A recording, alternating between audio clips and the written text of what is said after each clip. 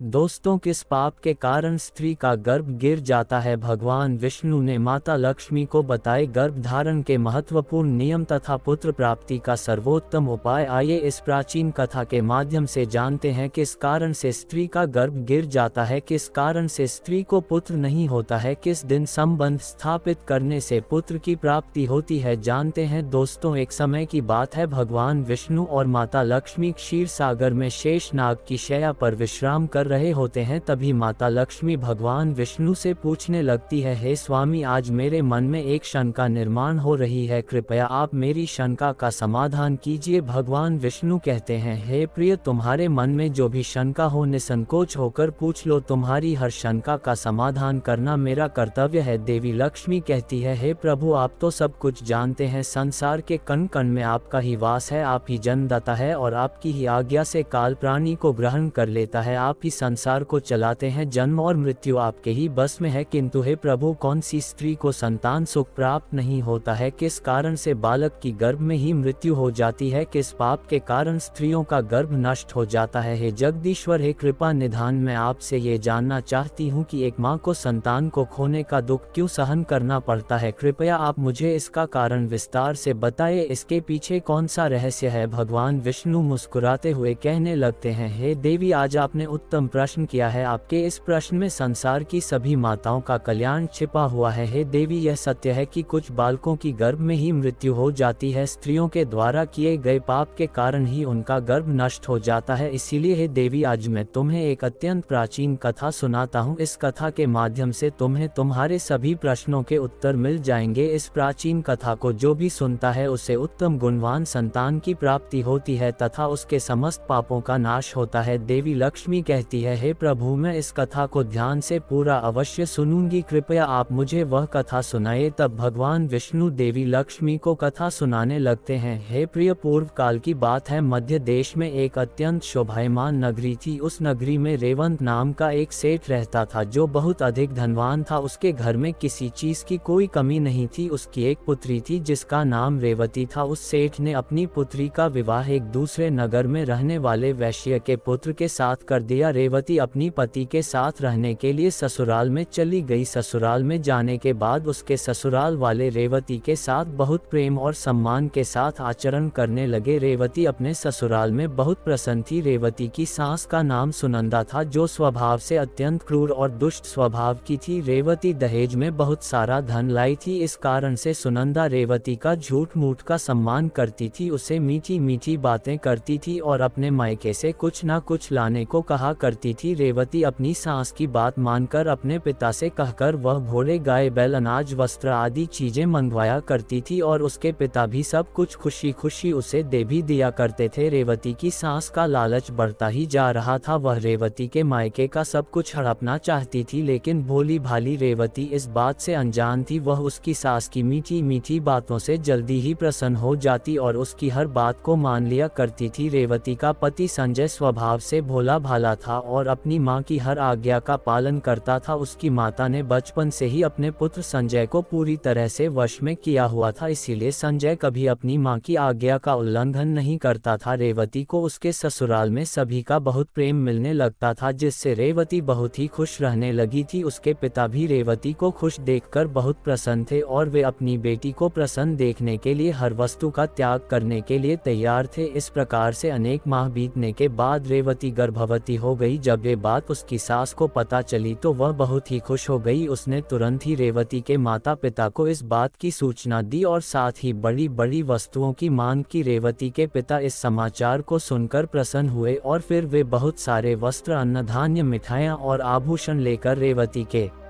ससुराल में पहुंच गए। वहां पर उनका बड़े प्रेम और आदर के साथ स्वागत किया गया। रेवती भी अपने पिता को देखकर बहुत प्रसन्न हुई। फिर कुछ समय रुककर रेवती के पिता उसी दिन अपने घर लौट गए। अनेक दिनों तक रेवती का गर्भ बढ़ता गया और रेवती की सास भी उसका बहुत अच्छी तरह से ख्याल रखने लगी। लेकिन कुछ ही दिनों के बाद ऐसी घटना घटी जिससे रेवती का जीवन दुखों से भर गया। उसके हंसते खेलते जीवन में अचानक से अंधकार छा गया। एक दिन अचानक ही रेवती का गर्भ गिर गया, जिससे रेवती की सास बहुत क्रोधित हो गई और फिर रेवती को ताने मारने लगी। अरे पापिनी, तूने कौन सा पाप किया है? कुल का नाश करने वाली कलंकिनी, तूने अपने ही बच्चे को खा लिया, जन्म देने से पहले ही उस बच्चे को मार डाला। इस प्रकार से रेवती की सास उसे बहुत ताने मारने लगी, जिससे रेवती दुखी और उदास हो गई और कहने लगी, सासू माँ, इसमें मेरा क्या दोष है? मुझे समझ में नहीं आ रहा कि ऐसा किस लिए हुआ। मैं निर्दोष हूँ, मैंने कोई पाप का कार्य नहीं किया है। लेकिन रेवती की सास को उस पर थोड़ी भी दया नहीं आई और वह कहने लगी, अरे दुष्टा, तूने अवश्य कोई पाप की है, जिससे तेरी संतान गर्भ में ही मर गई। कुलटा और पापिनी स्त्रियों के बच्चे पेट में ही मर जाते हैं। फिर भगवान विष्णु देवी लक्ष्मी से कहते हैं, हे देवी, इस प्रकार से रेवती का गर्भ गिरने के कारण उसकी सास उसे भला बुरा कहने लगती है। उसके बाद से रेवती की सास उसके साथ बहुत बुरा व्यवहार करने लगी, उसे बात बात पर ताने मारने लगी, उसे भला बुरा कहने लगी। अब उसकी सास उससे ठीक से बात भी नहीं करती थी, दिन भर घर का सारा काम करवाने लगी। दिन भर काम करने के बाद ही उसे रात को आराम करने को मिलता था। रेवती को घर का झूठा भोजन खाना पड़ता था। अचानक से अपनी सास का ऐसा बदला हुआ रूप देखकर रेवती को बड़ा डर लगने लगा और वह अपनी सास के सामने आने से भी डरने लगी। फिर और कुछ महीने बीत जाने के बाद रेवती फिर से गर्भवती हो गई, जिससे उसके घर वाले सभी प्रसन्न हो गए। लेकिन रेवती की सास को उतनी खुशी नहीं हुई, वह उसे ताना ही मारा करती थी, एक बच्चे को तो खा गई, पता नहीं अब इसे भी जीवित रखेगी या खा जाएगी, इसका कोई भरोसा नहीं। ये तो डायन है, डायन। मेरा बेटा एक चुड़ैल से शादी करके उसे घर पर लाया है। लेकिन रेवती चुपचाप सहन करती रही। इस बार रेवती की सास ने रेवती के पिता को इस विषय में कोई समाचार नहीं दिया और वह चुप ही रही। इधर धीरे धीरे रेवती का गर्भ बढ़ने लगा। रेवती गर्भ धारण की हुई अवस्था में भी घर का काम करने लगी। बहुत काम करके थकने के बाद भी रेवती की सास को उस पर दया नहीं आती थी। इस बार रेवती को 9 महीने पूरे हो गए और अब उसका प्रसूति का समय आ गया। रेवती को कमरे में ले जाया गया और फिर रेवती बालक को जन्म देने लगी। जब रेवती ने बालक को जन्म दिया तो उस बालक के मुख से कोई आवाज सुनाई नहीं दी, वह बालक कोई भी हलचल नहीं कर रहा था। इस बार रेवती ने एक मरे हुए लड़के को जन्म दिया था। इस बात को सुनते ही रेवती बहुत दुखी हो गई और जोर जोर से रोने लगी। इधर रेवती की सास बहुत गुस्सा हो गई और उसने तुरंत ही रेवती को पकड़कर घर से बाहर निकाल दिया और कहा, अरे दुष्टा पापिनी, तू इस घर में रहने के लायक नहीं है, तू तो चांडाल नहीं है, तू मेरे पोते को खा गई, अब तू इस घर में नहीं रह सकती। अगर तू इस घर में रहेगी तो हम सभी को खा जाएंगी। तेरे जैसी अशुभ स्त्री को तो घर में रखना ही नहीं चाहिए। तुझसे विवाह करके मेरे पुत्र का नसीब ही फूट चुका है, इसीलिए हे पापिनी, अब तू इस घर से निकल जा, अब तू एक पल भी इस घर में नहीं रुक सकती। रेवती रोते हुए कहती है, हे सासू माँ, अब मैं कहाँ जाऊँ? मेरे लिए तो मेरे पति ही सब कुछ है, उन्हें छोड़कर मैं कहाँ जाऊँ? कृपया आप मुझे घर से ना निकालिए, मैं घर के कोने में पड़ी रहूंगी, घर का सारा काम करूंगी, मेरे ऊपर इतना अत्याचार मत कीजिए, मैं मेरे पति को छोड़कर जीवित नहीं रह सकती। रेवती की सास कहती है, हे पापिनी, अगर तू जीवित नहीं रह सकती तो कहीं पर जाकर मर जा, लेकिन अब तुझे इस घर में मैं रहने नहीं दूंगी। भगवान विष्णु देवी लक्ष्मी से कहते हैं, हे देवी, इस प्रकार से ताना देते हुए रेवती के सास ने उसे घर से धक्के मार कर भगा दिया। रेवती का पति भी यह सब चुपचाप देख रहा था, उसने भी कुछ नहीं कहा। फिर रेवती वैसी ही अवस्था में घर से चली गई। रेवती चलते चलते एक जंगल में पहुंच गई। वह जंगल बहुत घना और भयानक था, उस जंगल में कोई मनुष्य दिखाई नहीं पड़ रहा था। फिर रेवती को उस जंगल में एक बहुत ही बड़ा और सुंदर वृक्ष दिखाई पड़ा। उस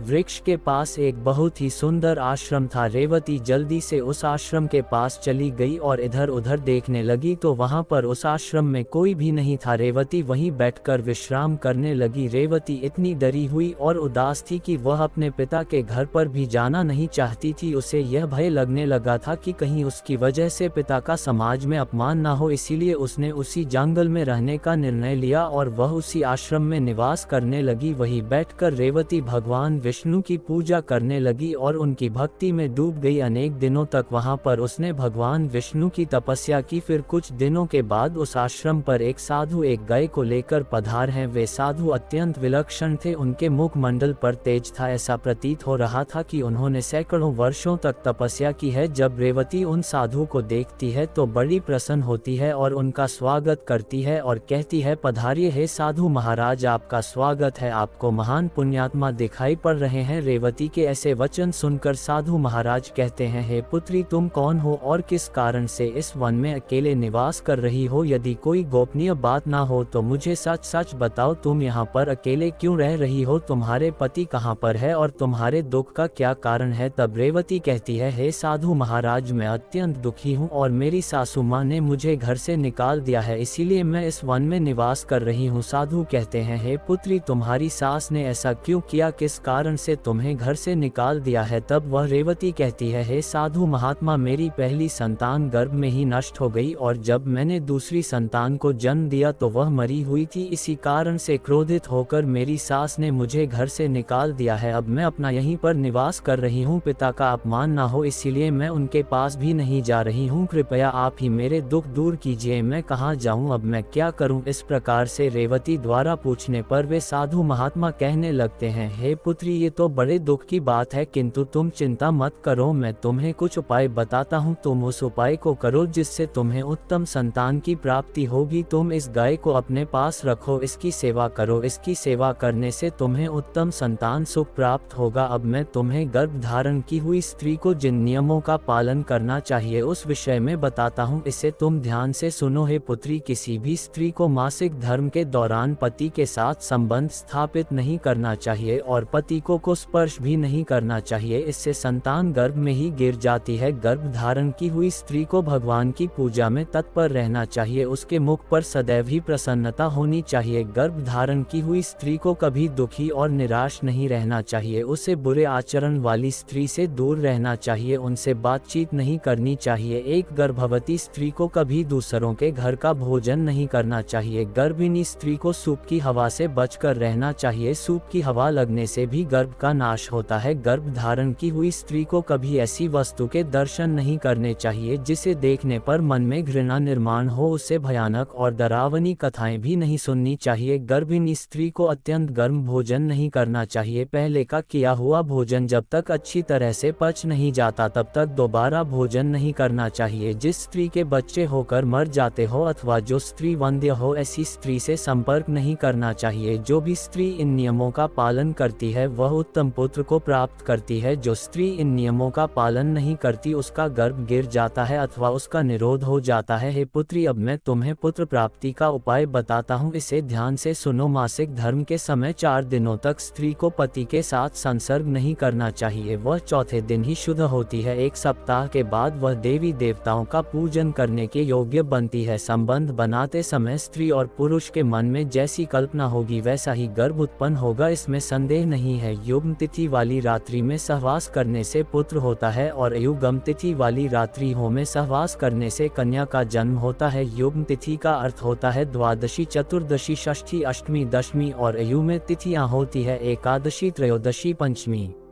सप्तमी और नवमी। तो काल में पहले सप्ताह को छोड़कर दूसरे सप्ताह में स्त्रियों को सहवास करना चाहिए। स्त्रियों का ऋतुकाल 16 रात्रियों का होता है। यदि स्त्री मासिक धर्म के बाद 14वीं रात्रि में सहवास करती है तो उस गर्भ से गुणवान, भाग्यवान, धनवान तथा धर्मनिष्ठ पुत्र का जन्म होता है। ऋतुकाल के 5वें दिन स्त्रियों को कटु, तीक्ष्ण और गर्म भोजन का परित्याग करके मधुर अर्थात मीठा भोजन करना चाहिए, क्योंकि स्त्रियों की कोख औषधि पात्र होती है और पुरुष का बीज अमृत तुल्य होता है। इसीलिए स्त्रियों को सहवास से पहले तीखा, कड़वा और गर्म भोजन नहीं करना चाहिए। वह साधु कहते हैं, हे देवी, इस प्रकार से मैंने तुम्हें संतान प्राप्ति के लिए महत्वपूर्ण नियम बताए हैं, तुम इन नियमों का पालन करो, तुम्हें उत्तम संतान सुख प्राप्त होगा। फिर रेवती कहती है, हे मुनिवर, इस समय पर मेरे पति देव मेरे पास नहीं है तो मेरा उनसे मिलन कैसे होगा और किस प्रकार से मुझे संतान सुख प्राप्त होगा? साधु महात्मा कहते हैं, हे पुत्री, तुम अभी से इस गौ माता की सेवा करो, तुम्हारा पति स्वयं चलकर तुम्हारे पास आ जाएगा। इतना कहकर वे साधु महात्मा उस स्थान से अंतर्ध्यान हो जाते हैं। उन साधु को अचानक से अदृश्य हुआ देखकर रेवती आश्चर्यचकित हो जाती है, उसे समझ में आ जाता है कि साक्षात भगवान ही उसे दर्शन देने आए थे। फिर रेवती नित्य उस गाय की सेवा करने लगती है। रोज सुबह उठकर वह गाय को चारा डालती है और भगवान विष्णु की आराधना करने लगती है। उधर रेवती के पति को सब सपने में तब भगवान विष्णु आकर उसे दर्शन देते हैं और उसे उसकी पत्नी के पास जाने की आज्ञा देते हैं। रेवती का पति दूसरे दिन जागते ही अपनी पत्नी को खोजता हुआ उस वन में चला जाता है। फिर उसे उस जंगल में एक आश्रम दिखाई पड़ता है तो वह उस आश्रम के पास जाता है तो उसे उसकी पत्नी रेवती दिखाई पड़ती है। वह अपनी पत्नी को देखकर बहुत प्रसन्न हो जाता है। फिर वह भी अपनी पत्नी के साथ उसी वन में निवास करने लगता है। कुछ दिनों के बाद रेवती का रथकाल आता है और वह उन साधु महात्मा के द्वारा बताए हुए नियमों का पालन करते हुए अपने पति के साथ सहवास करती है। उसके पति के मिलन से रेवती पुनः गर्भ धारण कर लेती है और फिर 9 महीने तक वह गर्भ उसके अंदर बढ़ने लगता है। पर 9वें महीने के बाद रेवती को एक अत्यंत सुंदर पुत्र रत्न की प्राप्ति होती है, जिसे पाकर रेवती और उसका पति दोनों बहुत प्रसन्न होते हैं। पुत्र का जन्म होने के बाद वह गाय भी उस स्थान से अदृश्य हो जाती है। इस चमत्कार को देखकर रेवती और उसका पति दोनों अचंभित हो जाते हैं। फिर वे तीनों अपने घर चले जाते हैं। उधर रेवती की सास अपने पुत्र को रेवती के साथ एक बच्चे को लेकर आता हुआ देखकर बहुत प्रसन्न हो जाती है और उससे पूछती है, हे बहू, ये तुमने कैसे किया, किस कारण से तुम्हें पुत्र की प्राप्ति हुई। फिर रेवती अपनी सास को सारी हकीकत बता देती है। रेवती कहती है, हे सासू माँ, यहाँ पास ही के एक जंगल में एक आश्रम है, मैं वहीं पर निवास करने लगी। तब उस स्थान पर एक चमत्कारी साधु प्रकट हुए और उन्होंने ही मुझे संतान प्राप्ति का मंत्र बताया। उन्होंने मुझे एक दिव्य गाय प्रदान की थी। उसी गाय की सेवा करने से मेरे सभी कार्य सिद्ध हुए। रेवती की सास को इस बात पर विश्वास नहीं होता है तो वह पूछती है कि वह स्थान कहाँ पर है। रेवती अपनी सास को उस स्थान के बारे में बता देती है। फिर दूसरे दिन रेवती की सास चुपचाप अकेले ही उस स्थान पर चली जाती है और उस चमत्कारी साधु की राह देखने लगती है। उसके मन में लालच होता है। वह सोचती है कि जब वे साधु आएंगे तो मैं उनसे कोई अनमोल वस्तु भेंट में मांगूंगी। अनेक दिन बीतने के बाद भी वह साधु नहीं आता तो वह बहुत गुस्सा हो जाती है। उसी क्षण उस स्थान से एक राक्षसी जा रही होती है। जब वह राक्षसी रेवती की सास को उस आश्रम के पास खड़ा हुआ देखती है तो वह तुरंत उसके पास जाती है और कहती है, अरे वाह, आज मेरे लिए इस जंगल में ताज़ा ताज़ा भोजन आया है। आज तो इस बुढ़िया को खाने में बड़ा मजा आएगा। जब रेवती की सास उस राक्षसी को देखती है तो वह थर-थर कांपने लगती है और जोर जोर से चिल्लाने लगती है, किंतु उसकी सहायता के लिए उस स्थान कोई नहीं है। फिर वह उस राक्षसी सामने दया की याचना करने लगती है, अरे राक्षसी, मुझे छोड़ दे, मेरा भक्षण मत कर, मैं तो वृद्ध महिला हूँ, मेरा भक्षण करने से तुम्हारा क्या लाभ। राक्षसी कहती है, हे दुष्ट स्त्री, वृद्ध हो या जवान, मैं उसी का भक्षण करती हूँ जिसे विधाता ने मेरे लिए चुना है। आज ईश्वर